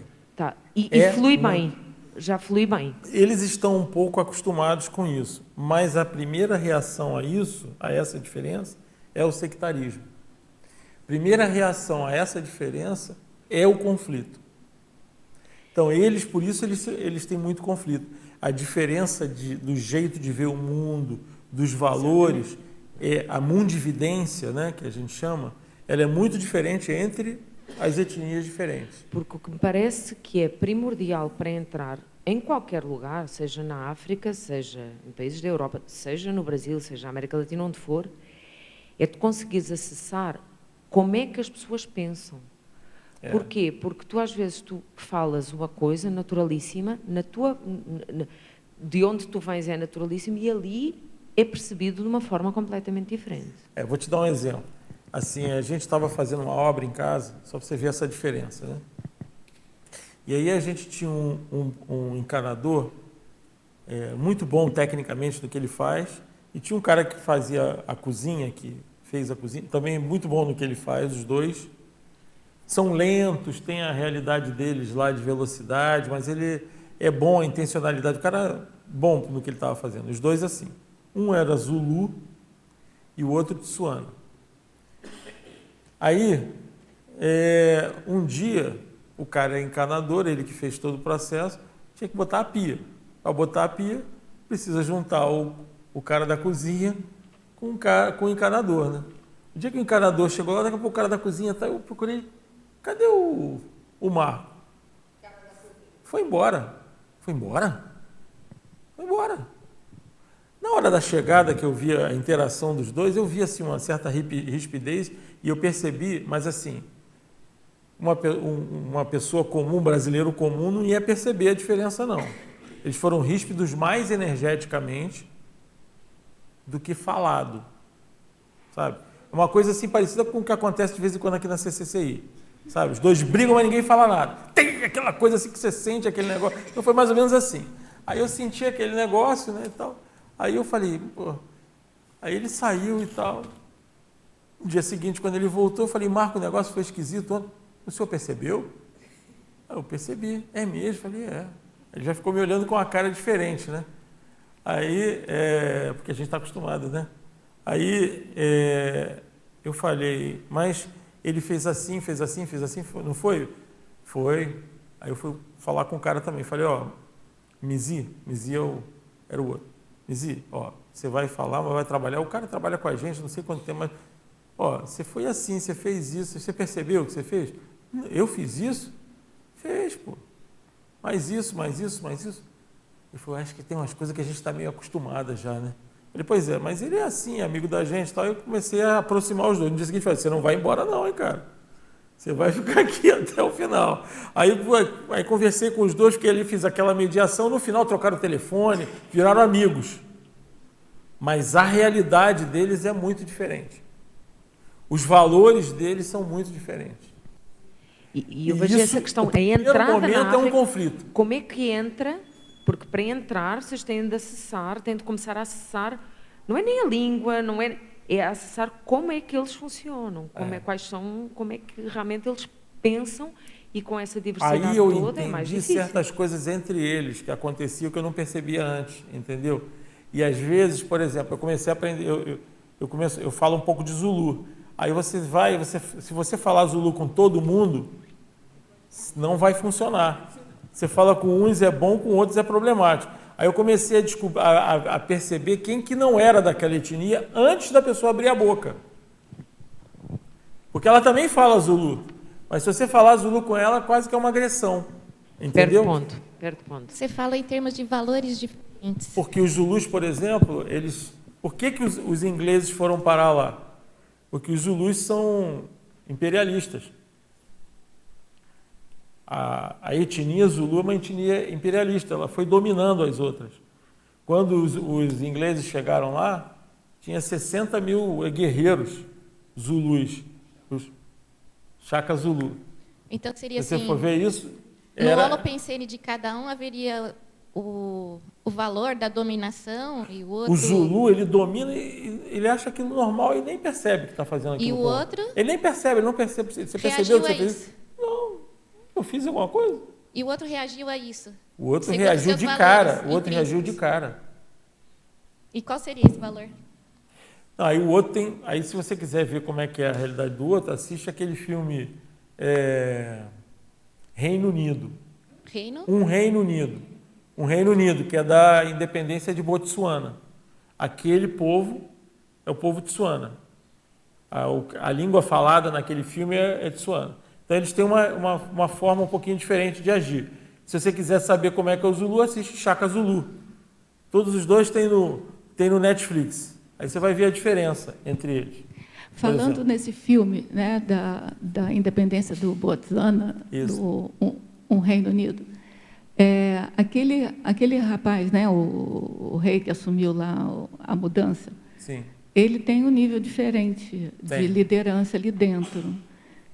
Você, como é que você avalia? Eu até perguntei, eu fui perguntar para esse meu amigo Tsuana se aquilo ali era real, se tinha tido... Eu falei para ele assistir o filme, ele falou que bem próximo da realidade realmente, foi mais ou menos aquilo que aconteceu mesmo na prática, sabe?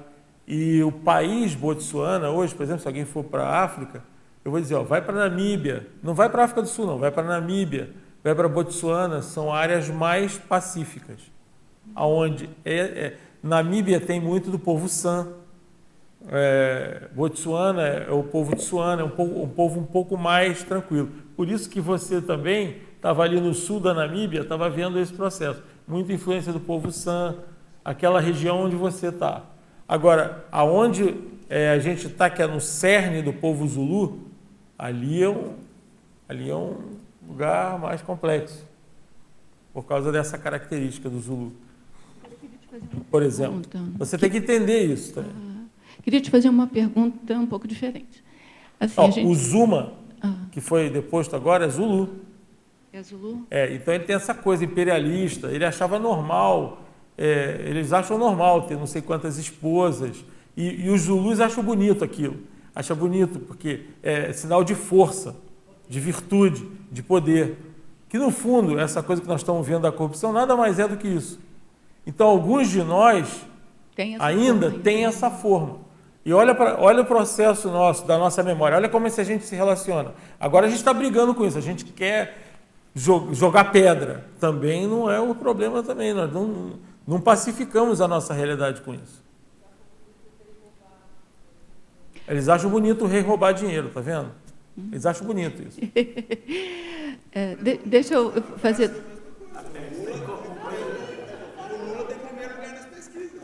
Duas coisas que eu queria comentar. Uma, quando a gente estava falando que tudo lá fica mais ampliado, a gente estava discutindo o negócio do parapsiquismo de lá e daqui, eu fiquei me lembrando de uma coisa que tem escrito até no Projeciologia, se eu não me engano, e o professor Valdo tirou essa dúvida várias vezes aqui.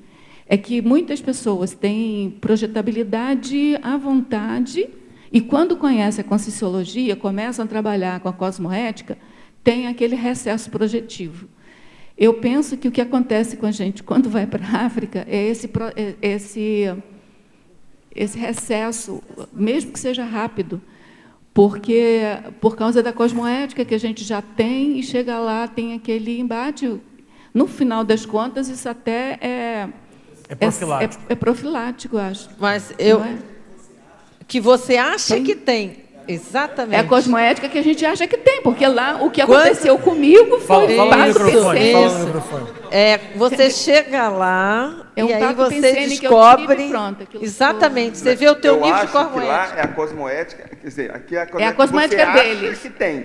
E lá você vai ver qual realmente você tem. Isso, Acho que é essa a diferença. É isso. E a outra coisa, outro rumo da conversa, que é quando o professor Valdo, antes dele dessomar, ele deixou 1000 livros léxicos de ortopensado para distribuir na África. Sim. E ainda tem esse trabalho, eu estou acompanhando e tal. Sim.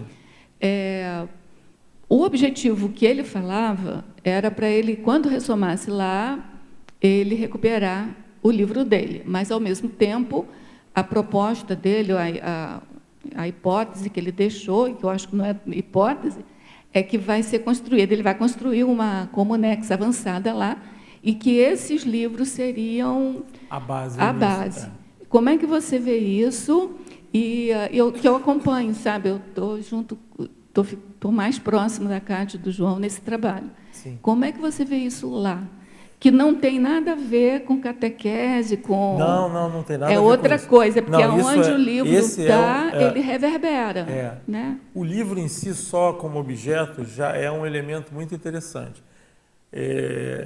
Só para te dar uma noção, quando a gente esteve agora em Vila Nova de Cervera, que a gente foi lá na casa do Sebastião, aonde ele morou, sabe, em Portugal, só para ter uma noção desse processo, nós fomos no Solar dos Castros. O que acontece? Não era uma biblioteca, agora o Solar dos Castros é a biblioteca municipal, sabe? E lá estão os livros do professor Valdo também. Tem tertúlia. E tem até tertúlia também, por coincidência. Com esse nome. A gente chegou lá, entrei na biblioteca, a gente sente o cheiro da biblioteca do professor Valdo. Cheiro que eu sentia na casa do professor Valdo, em Itacoatiara, que a gente sente no Holociclo, que a gente sente na holoteca, é um cheiro específico. Não é igual às outras bibliotecas, não. É aquele cheiro daquele holopensene. Então, você vê, esse processo, e tem uma força, essa egrégora bibliográfica que ele falava, tem uma força muito interessante. Espalhar isso ajuda muito dentro desse processo do holopensene, porque vai mexer. Isso tem relação com uma coisa forte, que é esse mecanismo de mental somática lá, que é forte também. É um dos caminhos, eu acho, importantes dentro desse processo. Agora, distribuir isso vou te falar, não é fácil.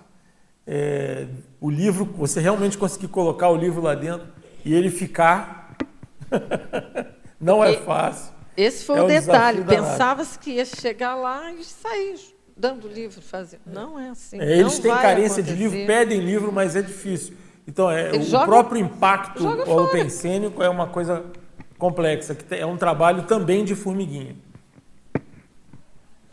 Não é tão fácil não, viu, gente? No Brasil também não. No Brasil também não é tão fácil não, com a mesma língua. Você tem razão. Mas lá é mais difícil.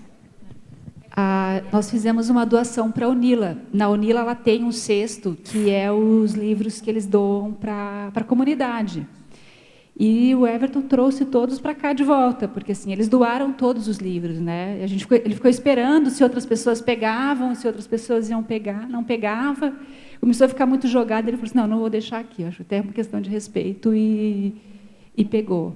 Então, se aqui no Brasil a gente percebe que tem universidade, a gente fez, quando eu cheguei aqui, a gente fez umas doações em massas dos livros do Valdo, para muitas bibliotecas, e muitos nós recebíamos de volta. Alguns não, até mandavam agradecimentos, mas outros não, outros devolviam o livro de volta. E universidades brasileiras. Não é fácil. Enfim, esse é um trabalho. Mas, então, assim, eu acho que é interessante assim, as pessoas saberem. Né? E, assim, uma coisa que eu fiquei super contente foi que já tem o livro, né, do léxico lá em Alexandria.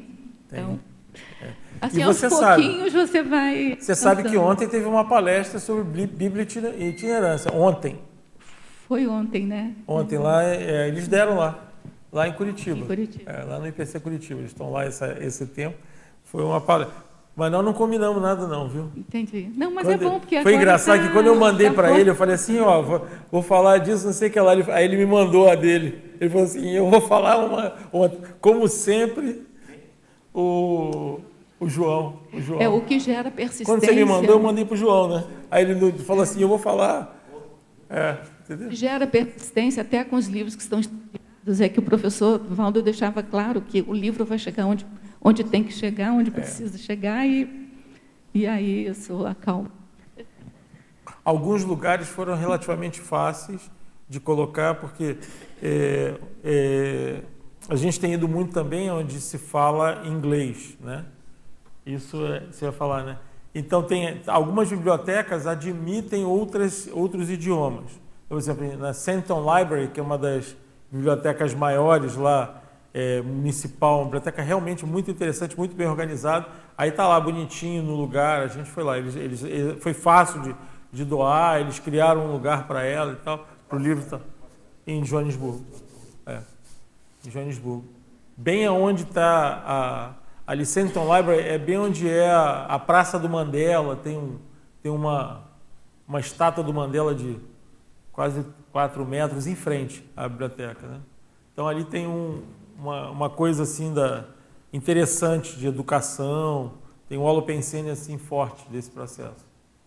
Mas é um trabalho de formiguinha que realmente não é fácil. Não é fácil mesmo. Quer falar?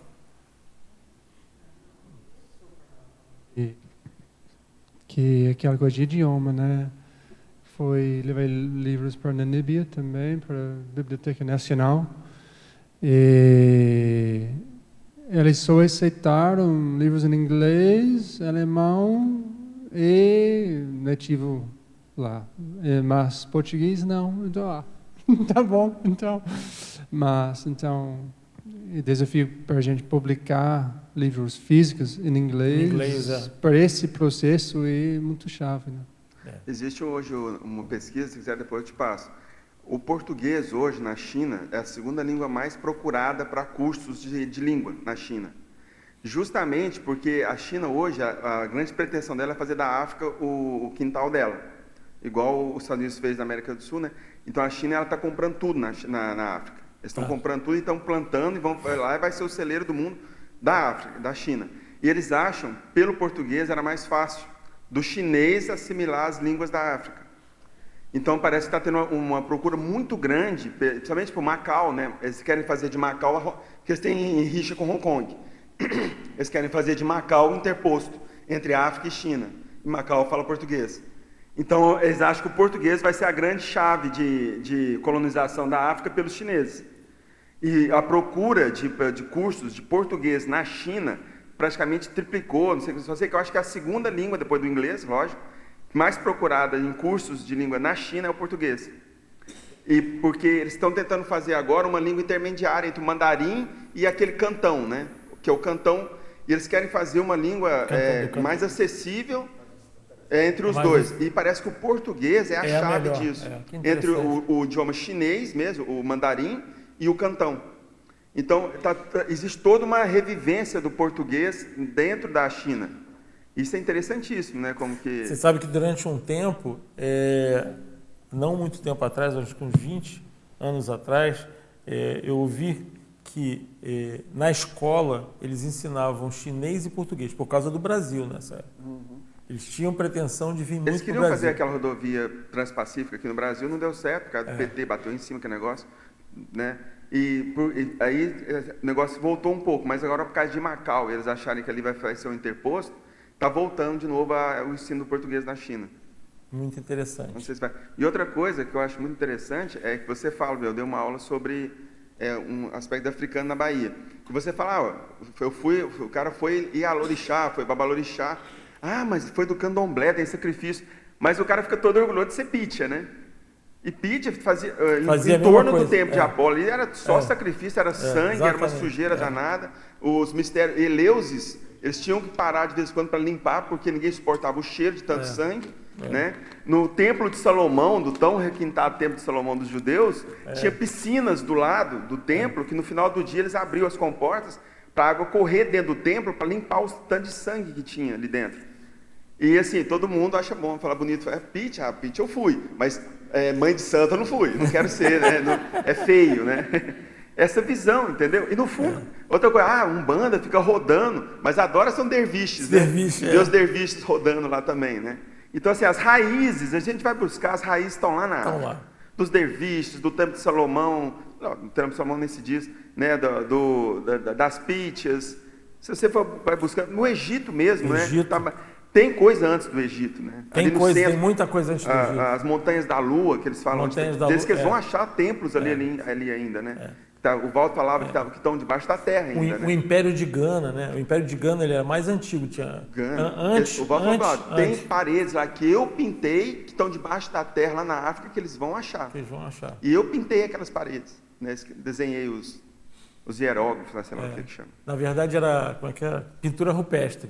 Por coincidência também interessante, uma amiga nossa, pesquisadora dessa área, lá na África do Sul. Eles estudam muito pintura rupestre. Pintura rupestre e o processo de... Eles estudam muito também essa coisa dos... Como é que é? Desse processo parapsíquico dos índios, lá que eles chamavam. Do xamanismo. Do xamanismo. Entendeu? Eles estudam muito xamanismo na África do Sul. Gente, PhD estudando xamanismo. Se chama xamanismo. Hoje está tendo aula no PAI sobre religiões primitivas e parapsiquismo primitivo, do Botsano. Do Botsano. Sobre o livro do Botsano, Civilizações Primitivas, sabe aquele do Botsano? Hoje está tendo aula desse livro ali no PAI, né? Aqui na Repreendência. Interessante. Isso aí. Então, basicamente a gente passou assim as coisas importantes que a gente tinha para falar. E esse negócio do sincretismo, que eu acho que é um laboratório importante, é essa revivência. A gente precisa ter essas revivências das questões africanas, sabe? Mas você vê como é que isso gera muita, logo gera alergia, logo gera reação. Essa reação é que é o primeiro ponto que tem que ser trabalhado. Entendeu? Quando a gente vai dar uma reação. Isso vai demorar. Não adianta que não vai ser assim. Uma dessensibilização alérgica grande ao nosso passado e às nossas memórias do passado africano. Isso é muito complexo. Entendeu? Porque nosso passado é negro. Literalmente.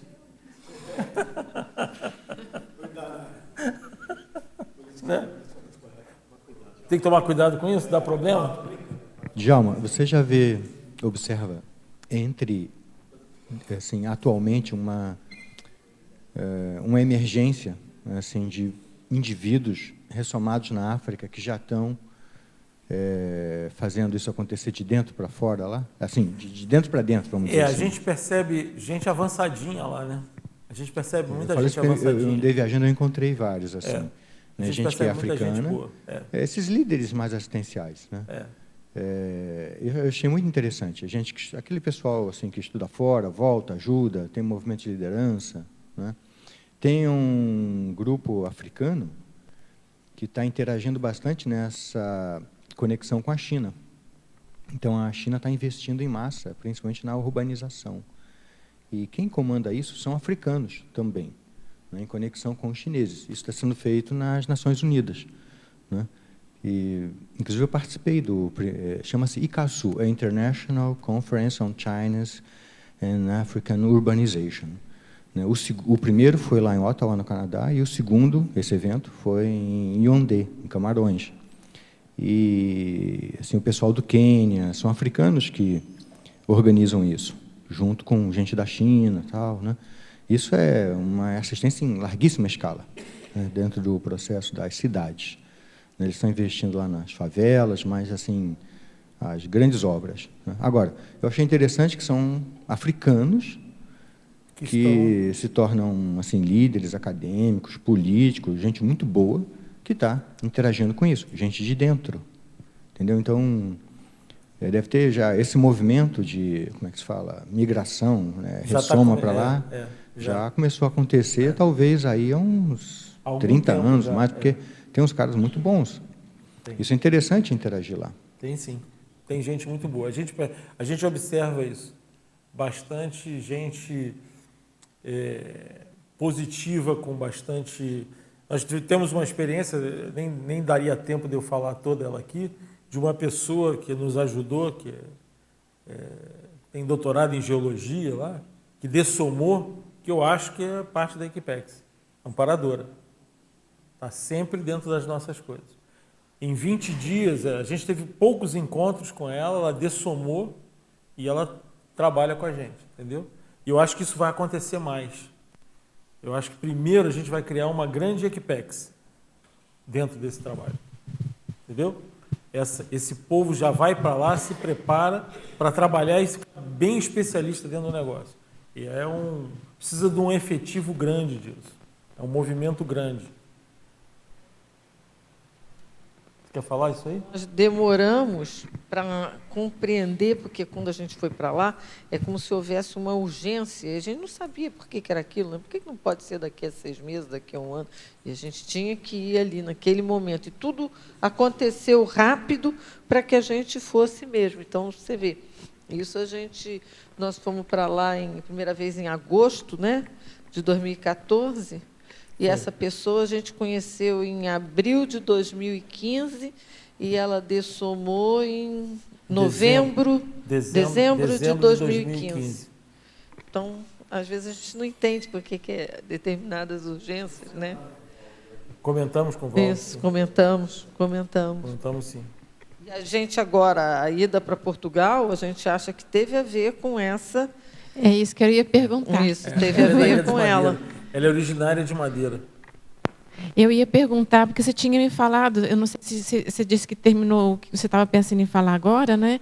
Mas queria então que você falasse um pouquinho dessa sua relação, da relação de vocês em Portugal. Como é que vocês estão fazendo essa abordagem em África a partir de Portugal? Como é que esse mecanismo todo... Portugal tem uma relação muito profunda com isso. Né? Tem uma relação muito grande com Portugal. Mas você falasse um pouquinho mais. Portugal tem uma relação e tem uma relação muito grande com o norte da África, que é aquele pedaço que ele estava falando ali. Entende?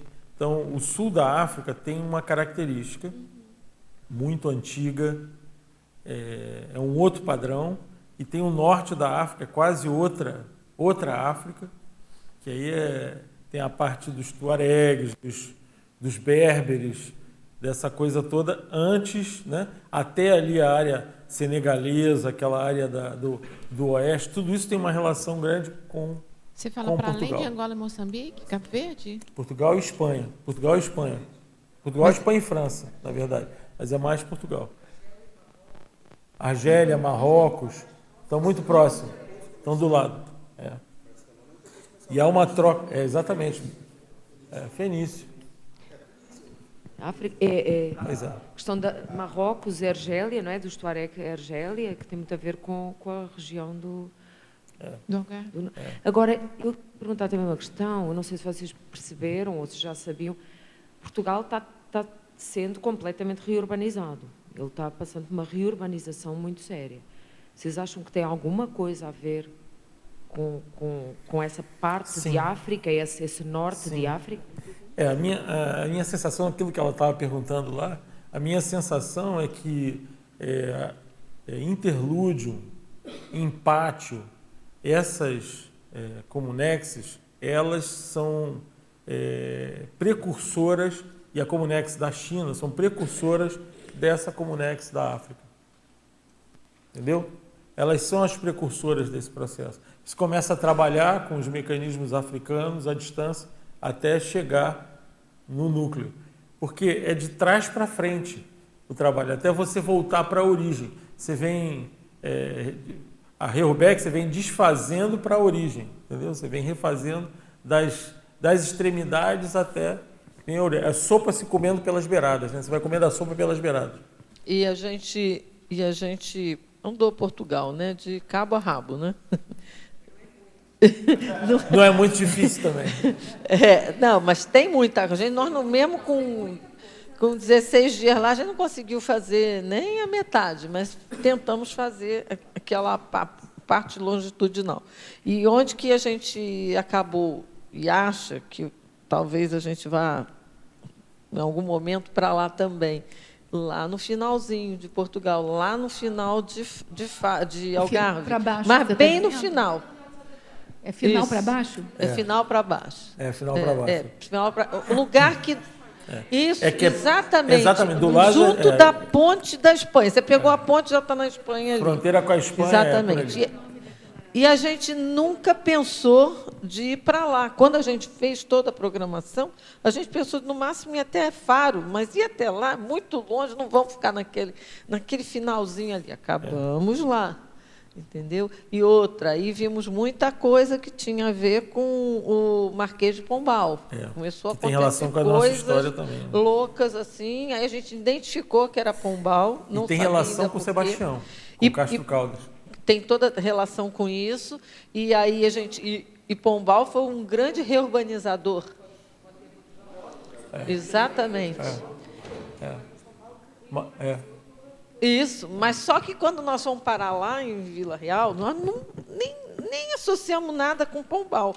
Fomos, vimos tudo, identificamos alguns lugares em Lisboa que tinha a ver com Pombal, que a gente também já sabia que ia lá, mas lá a gente descobriu Pombal. Não sabia porque era o tal lugar, que era Oeiras.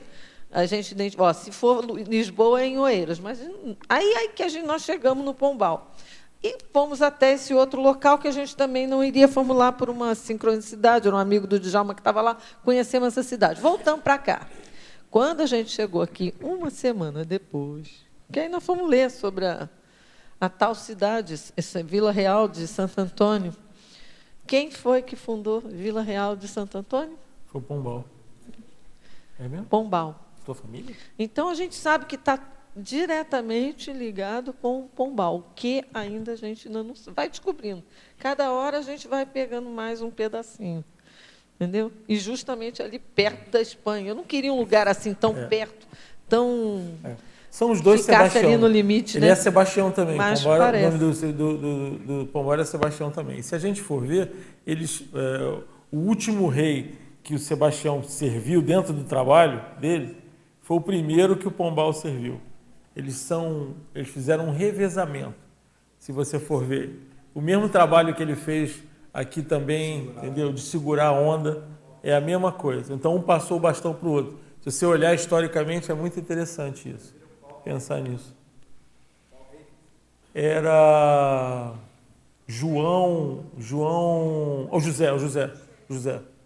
O José.